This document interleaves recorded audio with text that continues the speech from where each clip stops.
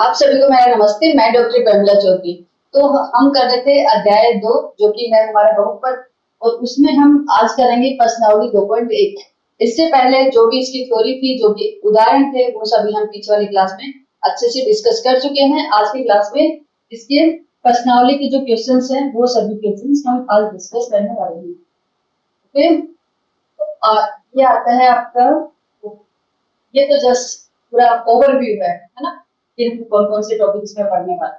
तो आज तो बस हम फर्स्ट और सेकंड ही कवर करेंगे प्रश्नावली 1 में। तो अभी मेन रहेगा हमारा एक चर वाले बहुपद। ठीक है, एक चर वाले बहुपद से रिलेटेड जो क्वेश्चंस हैं वो क्वेश्चंस आज हम करने वाले हैं। ये आता है प्रश्नावली 2.1 का पहला वाला क्वेश्चन। ये है निम्नलिखित व्यंजकों में कौन कौन एक चर में बहुपद है। ठीक है, एक पे क्या पता लेना है, एक चर में बहुपद है और कौन कौन नहीं है, कारण के साथ अपने उत्तर दीजिए। देखो, एक चर में बहुपद होने के लिए उसके हमारे पास शर्त क्या है। एक तो ये कि जो चर है वो हमारा क्या होना चाहिए, एक होना चाहिए। और एक जो चर की घात है, चर की जो घात लगेगी वो घात क्या होनी चाहिए, पूर्ण संख्या होनी चाहिए, पूर्ण संख्या होनी चाहिए। अगर ये दोनों कंडीशन, दोनों शर्तें पूरी हो रही हैं तो वो एक चर में बहुपद हो जाएगा। यहाँ पे देखते हैं, यहाँ पे चर कितना है, एक है जो कि x है। यहाँ पे x की घात कितनी है, 2, x की घात कितनी है, 1, और x की घात कितनी है, 0। तो 0, 1, 2 तीनों ही पूर्ण संख्या है। तो यस, ये है, ये एक चर में बहुपद है। दूसरा देखते हैं, हाँ तो शाम है। ठीक है, अब है y की घात कितनी है, 2, y की घात कितनी है, 0। तो 0 और 2 दोनों ही क्या है, पूर्ण संख्या है। तो यस, ये भी हमारा क्या होगा, हाँ ये भी एक चर में बहुपद है। यहाँ पे देखते हैं, यहाँ पे चर कौन सा है, चर है हमारा t। चर क्या है, t है। यहाँ पे t की घात कितनी है, t की घात है 1/2, और यहाँ पे t की घात 1 है। 1 है ये तो पूर्ण संख्या है, लेकिन 1/2 है ये पूर्ण संख्या नहीं है।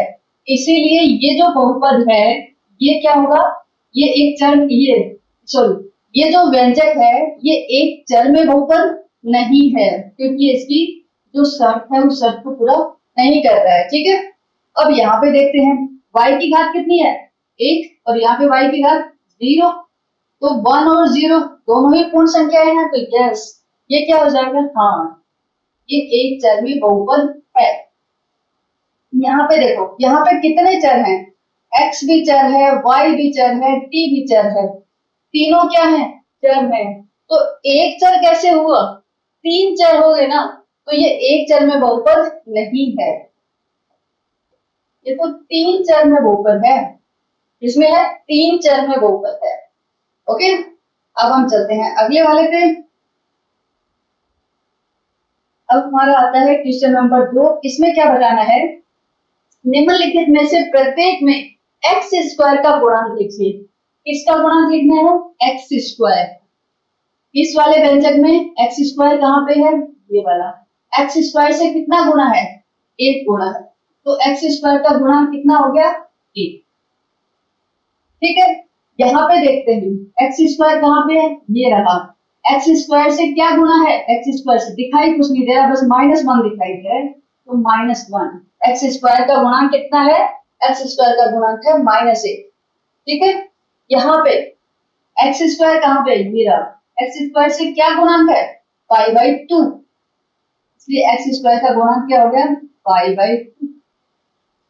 यहाँ पे एक्स स्क्वायर है क्या, नहीं है, लेकिन एक्स स्क्वायर का गुणांक तो पूछा है। इसका मतलब ये है कि इस पद में एक्स स्क्वायर जो था ना, उसका जो गुणांक है वो गुणांक 0 था। उसका गुणांक क्या था, 0 था, इसीलिए वो जो पूरा पद है वो 0 हो गया। ठीक है, इसीलिए अगर कोई यहाँ पे आपसे पूछे कि एक्स स्क्वायर का गुणांक बताओ, तो एक्स स्क्वायर का गुणांक क्या हो जाएगा, 0। ओके, क्या हो जाएगा, एक्स स्क्वायर का गुणांक 0 हो जाएगा। अब हम चलते हैं नेक्स्ट पे, क्वेश्चन थर्ड। थर्ड में देखो इसने क्या पूछा है, अच्छे से पढ़ना इसको। 35 घात के द्विपद। द्विपद किसको बोलते हैं, जिसमें 2 पद हो। ठीक है, द्विपद जिसमें दो पद। तो एक लिखा मैंने x, घात कितनी 35, तो इसकी घात में 35 लगा दी।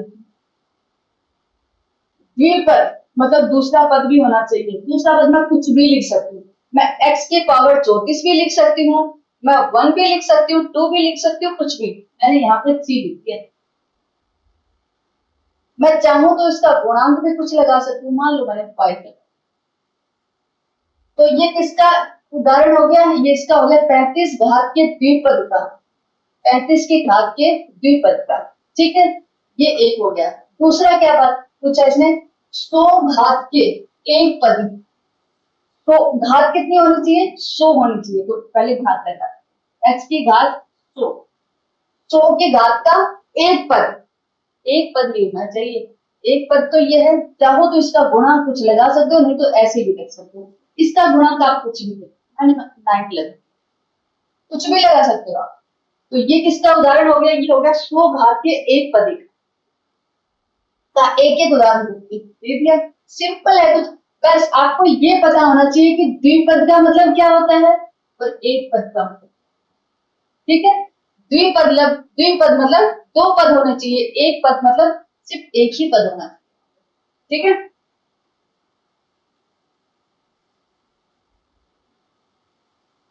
यस। निम्नलिखित बहुपदों में से प्रत्येक बहुपद की घात निकालनी। हमें यहाँ पे क्या करना है, बहुपद दिए हुए हैं और उन बहुपद की घात निकालनी है। तो बहुपद की घात क्या होती है, उसमें जो चर चर है, उस चर की जो अधिकतम घात होगी वही उस बहुपद की घात होगी, ये हमें पता है। तो यहाँ पे हम जो चर है उसकी घात देख लेते हैं कितनी है। यहाँ पे x की घात है 3, यहाँ पे x की घात है 2, यहाँ पे x की घात है 1। इनमें अधिकतम कितनी है 3, इसीलिए इस बहुपद की घात कितनी हो गई 3। ठीक है, यहाँ पे चर की घात कितनी है 2, यहाँ पे चर की घात कितनी है 0, अधिकतम कितनी है 2, इसीलिए इस बहुपद की घात कितनी होगी 2। यहाँ पे चर क्या है t, तो t की यहाँ पे घात कितनी है 1, यहाँ पे घात कितनी है 0, अधिकतम कितनी है 1, इसीलिए इस बहुपद की घात कितनी होगी 1। यहाँ पे चर की घात कितनी है 0, कितनी है 0, और ये क्या है, ये क्या है, एक अचर बहुपद है और हमें पता है कि अचर बहुपद की घात कितनी होती है, अचर बहुपद की घात होती है 0। ओके, तो आप लोग इजीली निकाल सकते हो ना, कोई भी बहुपद दिया हुआ और अगर आपको उसकी घात निकालनी तो आप आराम से निकाल सकते हो।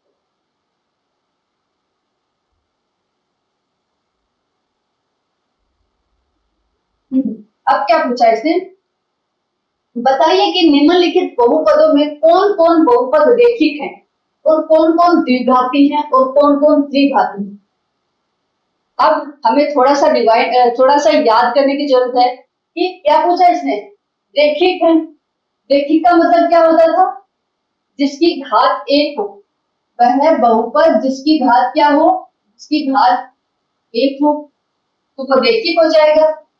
अगर घात हमारी दो है, अगर घात जो है वो अगर हमारी क्या है दो है, तो वो क्या हो जाएगा द्विघाती हो जाएगा।